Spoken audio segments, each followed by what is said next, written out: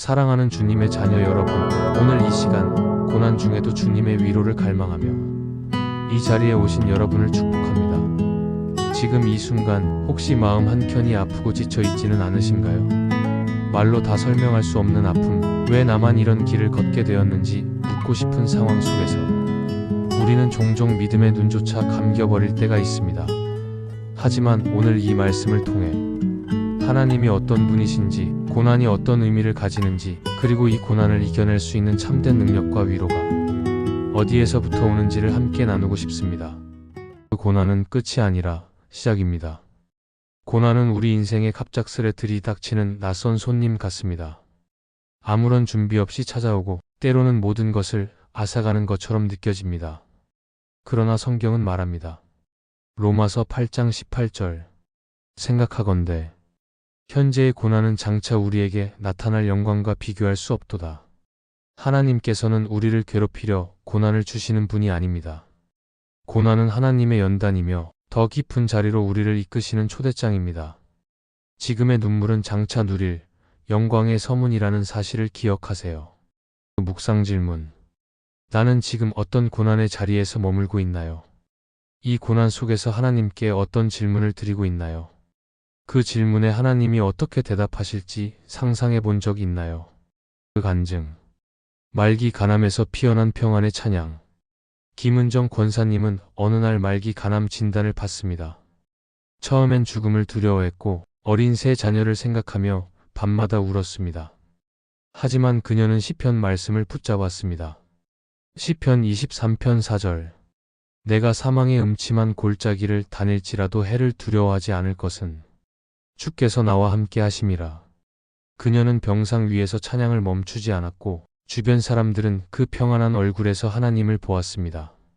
그녀는 죽음을 준비하는 시간이 아니라 하나님을 증거하는 시간으로 그 고난을 바꿨습니다. 그리고 마지막까지 이렇게 고백했습니다. 죽음이 끝이 아니라 주님이 나를 기다리시는 시작이었어요. 그 기도문. 사랑의 하나님, 나는 지금 이해할 수 없는 고통의 시간을 지나고 있습니다. 왜 이런 일이 내게 일어났는지 알 수 없고 앞이 보이지 않아 두렵습니다. 하지만 주님, 제가 이 고난의 시간을 통해 당신을 더 깊이 만나게 해주세요. 눈물 속에도 침묵 속에도 당신이 함께 하심을 믿게 하소서. 예수님의 이름으로 기도드립니다. 아멘. 하나님은 나를 훈련시키신다. 히브리서 12장 11절. 무릇 징계가 당시에는 즐거워 보이지 않고 슬퍼 보이나 후에 그로 말미암아 연단된 자들은 의와 평강의 열매를 맺느니라. 고난은 징벌이 아닙니다. 하나님께서 사랑하는 자를 단련하시는 과정입니다. 하나님은 우리를 연약한 자가 아니라 고난 속에서도 믿음을 지켜내는 용사로 빚어가십니다. 그 간증. 다시 일어선 자영업자의 기도. 박형준 형제는 40대 초반 사업 실패로 억대의 빚을 떠안았습니다. 가족을 부양해야 한다는 부담과 하나님이 왜 자신을 버리셨냐는 의심으로 고통의 나날을 보냈습니다. 하지만 어느 날 고린도후서 4장 89절의 말씀이 그의 심령을 찔렀습니다. 우리가 사방으로 우겨쌈을 당하여도 쌓이지 아니하며 낙심하지 아니하며 넘어뜨림을 당하여도 망하지 아니하고. 그는 무릎을 꿇고 울었습니다. 그리고 매일 새벽 말씀과 기도로 하루를 시작했습니다. 2년 후 그는 빚을 다 갚고 고난은 내 인생을 다시 세우기 위한 하나님의 해체 작업이었다고 고백합니다. 묵상 질문. 내 삶 속에서 무너졌다고 느낀 순간은 언제였나요? 그 무너짐 속에 하나님이 다시 세우신 흔적은 어디에 남아있나요? 그 기도문. 하나님 아버지, 제 인생이 산산이 부서진 것처럼 느껴질 때 그 파편 속에서도 당신의 손길이 느껴지게 하소서. 절망 대신 희망을, 쓰러짐 대신 다시 일어섬을 경험하게 하소서. 당신은 무너진 것을 새롭게 하시는 분이심을 믿습니다. 예수님의 이름으로 기도합니다. 아멘. 불 속에서도 살아계신 하나님. 고난은 마치 불처럼 우리를 태우는 듯합니다. 삶의 모든 것이 죄가 되는 것처럼 느껴질 때 우리는 묻습니다. 하나님, 어디 계시나요? 그 질문에 하나님은 오늘 이렇게 대답하십니다. 이사야 43장 2절.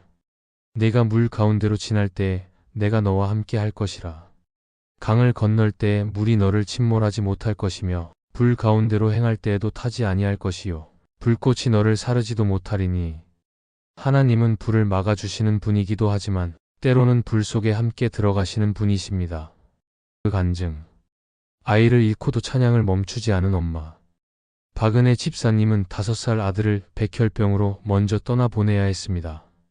기도했고 병원도 최선을 다했고 많은 성도가 함께 금식하며 중보했습니다. 하지만 아이는 주님의 품에 먼저 안기게 되었습니다. 모두가 슬퍼할 때 그녀는 조용히 말했습니다. 주님이 먼저 안아주셨어요. 아이가 혼자가 아니니까 저는 괜찮아요. 시편 34편 18절. 여호와는 마음이 상한 자를 가까이 하시고 충심으로 통회하는 자를 구원하시는도다. 그녀는 그 고통을 삼키는 대신 자신과 같은 아픔을 겪는 부모들을 위로하는 사역자가 되었습니다. 그리고 말합니다. 고난은 하나님이 나를 다시 쓰시기 위한 도화지였습니다. 묵상 질문. 나는 내 고난을 어떻게 기억하고 있나요? 그 기억을 나누는 것이 누군가에게 생명이 될 수 있다고 믿어본 적이 있나요? 그 기도문. 주님, 고통은 사라지지 않지만 고통 속에 당신이 함께 하시면 그것은 더 이상 절망이 아니라 은혜가 됩니다. 이해할 수 없는 슬픔 앞에서 당신을 신뢰하는 믿음을 주시고 내 안에 감춰진 깊은 상처를 당신의 손으로 만져주세요. 제 고난이 누군가를 살리는 씨앗이 되게 하시고 그 눈물로 새로운 희망이 피어나게 하소서. 예수님의 이름으로 기도드립니다. 아멘. 그 눈물 속에서 만난 하나님. 하나님은 우리가 눈물을 흘릴 때 외면하지 않으십니다. 오히려 가장 가까이 다가와 우리의 눈물병을 손에 들고 계신 분이십니다. 시편 56편 8절. 나의 유리함을 주께서 계수하셨사오니 나의 눈물을 주의 병에 담으소서. 눈물은 하나님 앞에 소중한 기도가 됩니다. 소리 내지 못한 울음조차 하늘에서는 깊은 기도로 들려집니다. 그 간증. 코로나 현장 속 간호사의 고백. 최지민 간호사는 코로나 초기 숨이 끊어지는 환자들을 눈앞에서 매일 목격해야 했습니다. 자신도 감염되었고 심각한 공황과 우울에 시달리며 기도도 하지 못했습니다. 그러던 어느 날 들은 말씀은 요한복음 14장 27절. 평안을 너희에게 끼치노니 곧 나의 평안을 너희에게 주노라. 그녀는 말씀을 다시 듣기 시작했고 그 말씀이 그녀의 밤을 지켜주었습니다. 지금 그녀는 간호사 선교단체를 세워 동료 간호사들에게 말씀을 전하고 고난은 나를 병들게 한 것이 아니라 하나님께 나아가게 한 길이었다고 고백합니다. 묵상 질문. 나는 언제 하나님의 평안을 가장 절실하게 느꼈나요? 그 평안이 내 삶을 어떻게 바꾸었나요? 그 기도문. 주님, 눈물조차 흐르지 않는 메마른 내 마음을 다시 당신 앞에 내어드립니다. 내 감정이 무너져도 당신의 진리는 여전함을 믿습니다. 기도할 수 없을 때에도 성령께서 나를 위해 대신 탄식하며 기도하신다는 그 약속을 붙잡고 다시 일어섭니다. 제 안에 말씀이 살아 움직이게 하소서. 예수님의 이름으로 기도드립니다. 아멘. 그 간증. 내 자녀를 믿음으로 다시 붙든 어머니의 이야기. 정미경 집사님은 고등학생 아들이 학업에 실패하고 방황하는 모습을 지켜보며 매일 눈물로 기도했습니다. 아들은 교회도 끊고 친구들과 어울려 밤늦게 다니는 일이 잦아졌고 집사님은 자책과 절망 가운데서 하나님께 울부짖었습니다. 하나님, 왜 제 아이는 이렇게 되었나요? 어디서 잘못된 건가요? 어느 날 새벽 그녀는 시편 126편 말씀을 읽게 됩니다. 눈물을 흘리며 씨를 뿌리는 자는 기쁨으로 거두리로다. 그날 이후 그녀는 아들을 정죄하기보다 눈물로 안아주고 침묵으로 기도하며 기다렸습니다. 그리고 1년 뒤 아들은 스스로 교회에 가겠다고 말하며 회복의 걸음을 시작했습니다. 그녀는 고백합니다. 하나님은 그 아이보다 먼저 저의 믿음을 회복시키셨어요. 묵상 질문. 나는 지금 어떤 사람이나 상황 때문에 마음이 무너지고 있나요? 그 아픔을 하나님께서 기도의 씨앗으로 바꾸고 계신 것은 아닐까요? 내 눈물은 어디로 흘러가고 있나요? 혹시 하나님의 손 안에 담겨 있다는 믿음을 잊고 있지는 않나요? 그 기도문. 사랑의 하나님, 저는 사랑하는 사람을 바라보며 속절없이 무너질 때가 많습니다. 그를 붙잡을 수도 변화시킬 수도 없다는 무력감 속에서 제 자신을 자책하며 슬퍼한 적도 많습니다. 하지만 오늘 다시 믿습니다. 사람을 바꾸시는 분은 오직 주님이심을. 눈물의 씨앗은 헛되지 않으며 주님 안에서 반드시 열매 맺을 것을 소망합니다. 저를 포기하지 않으셨듯 저도 그들을 포기하지 않게 하소서. 주님, 기다릴 수 있는 믿음을 주세요. 말하지 않아도 사랑을 전하는 마음을 주세요. 눈물 너머에 피어나는 회복을 소망하게 하소서. 예수님의 이름으로 기도합니다. 아멘. 그 간증. 우울증 끝에서 만난 하나님의 손길. 이진수 형제는 오랜 시간 직장에서의 스트레스로 인해 우울증을 앓았습니다. 출근도 하지 못하고 방 안에서 몇 주씩 지내며 삶의 의미조차 잃어버린 채 무기력하게 살았습니다. 어머니는 포기하지 않았습니다. 매일 아들의 방문 앞에서 말씀을 읽었습니다. 하루는 문 너머로 들려온 시편 40편 말씀이 그의 마음을 흔들었습니다. 내가 여호와를 기다리고 기다렸더니 귀를 기울이사 나의 부르짖음을 들으셨도다. 나를 기가 막힐 웅덩이와 수렁에서 끌어올리시고. 그 말씀 한 구절이 마치 어둠 속에서 스며든 비처럼 그를 일으켰습니다. 지금 그는 회복 중이며 같은 우울증으로 힘들어하는 사람들을 위한 상담 봉사를 시작했습니다. 하나님은 제가 바닥에 닿은 후에 그 바닥이 하나님의 손바닥이었다는 걸 알게 하셨어요. 묵상 질문. 나는 지금 내 삶에서 어떤 어둠을 지나고 있나요? 그 어둠 가운데 하나님이 말씀하신 적은 없으셨나요? 지금 다시 그 말씀을 붙잡을 수 있다면 나는 어떤 변화의 걸음을 내디딜 수 있을까요? 기도문. 주님, 저는 때때로 너무 깊은 어둠 속에 있어 당신의 손길조차 느낄 수 없습니다. 하지만 그 어둠의 끝에 당신의 숨결이 머물고 있음을 믿습니다. 내가 느끼지 못해도 당신은 나를 붙들고 계시고 내가 듣지 못해도 당신은 여전히 나를 부르시는 분이심을 고백합니다. 기도할 수 없을 때에도 성령께서 나를 대신해 기도하신다는 그 말씀을 내 삶의 마지막 버팀목으로 삼게 하소서. 주님, 어둠 속에서 당신의 빛을 기다리겠습니다. 말씀으로 저를 다시 일으켜 세워주소서. 예수님의 이름으로 기도드립니다. 아멘. 그 간증.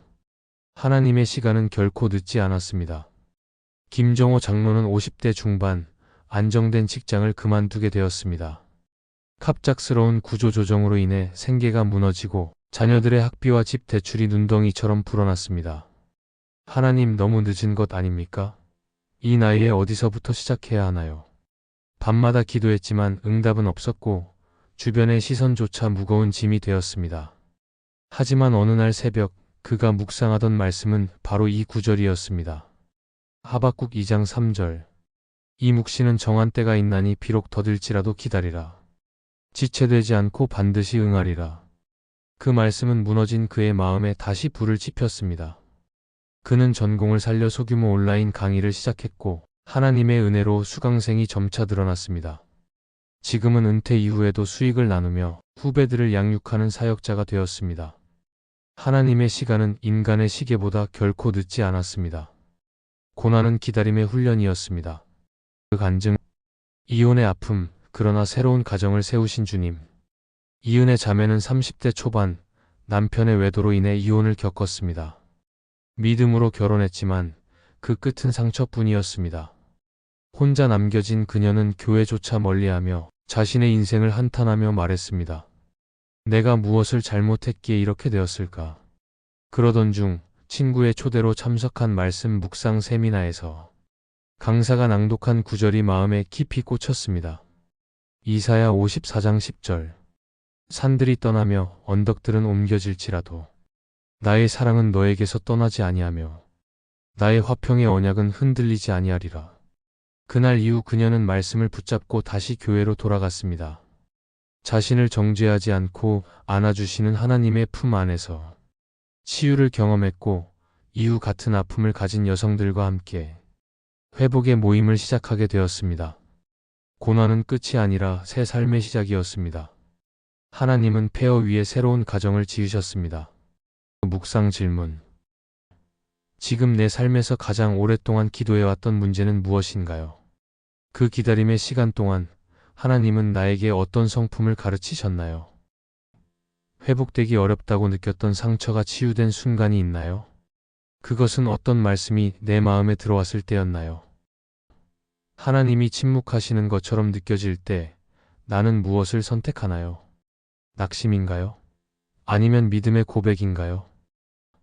내가 지금 누군가에게 줄 수 있는 가장 큰 위로는 무엇인가요? 내가 겪은 고난이 누군가에게 간증이 될 수 있을까요? 그 기도문. 하나님 아버지, 때로는 당신의 침묵이 두렵습니다. 아무 응답도 들리지 않을 때 그저 눈물로 묻기만 했습니다. 왜 나입니까? 왜 이 길을 허락하셨나요?